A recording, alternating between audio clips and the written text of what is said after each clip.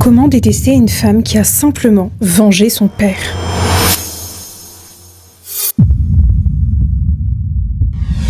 Mettons-nous dans le contexte. Ton père est chirurgien, il sauve des vies, il t'a élevé, protégé d'un monde chaotique, il continue d'aider les gens, il espère trouver un vaccin dans un monde qui s'est totalement arrêté à cause d'une pandémie mondiale. On lui a parlé d'une fille immunisée, il a l'espoir de sauver le monde. Ton père est un héros, il est ton héros, ton modèle, il t'a tout appris et continue de t'apprendre pour ta survie. Vous vivez dans une communauté avec des règles, des principes. Vous ne tuez pas par plaisir, mais uniquement si nécessaire. Dans ce monde, il ne te reste que ton père. Tu as des amis, certes, mais seraient-ils tes amis si cette pandémie n'avait pas éclaté ? Ton père, en tout cas, restera à jamais ton père. Peu de temps avant le fameux événement, ton père et toi étaient en train de sauver une maman zèbre qui venait de mettre bas.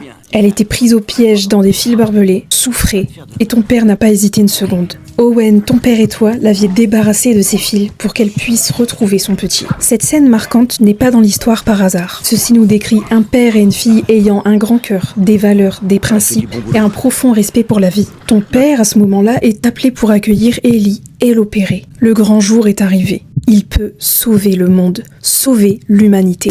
Vous rentrez à l'hôpital, tu rejoins ton père dans son bureau et tu entends une conversation entre Marlène et lui.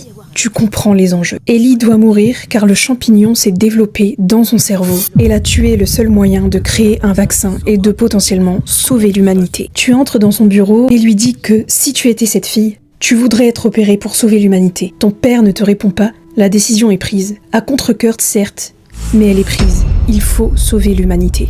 Ton père est au bloc et quelques instants après, l'alarme retentit. Tu comprends que quelque chose de grave est en train de se passer. Tu fonces vers la salle d'opération et tu retrouves ton père à terre, sans vie, dans une flaque de sang. T'es complètement sous choc. Le désespoir t'envahit. Un homme a tué ton père de sang-froid. Tu ne sais pas pourquoi.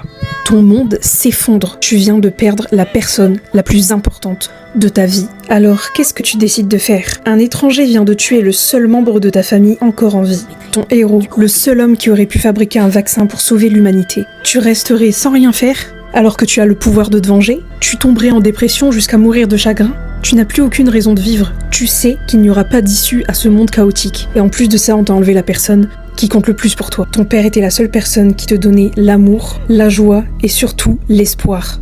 Il n'est plus là. Ou alors tu décides de partir en quête de vengeance, venger ton père, lui rendre justice, venger l'homme qui rendait ton monde meilleur et qui voulait rendre le monde meilleur. Tu as les cartes en main.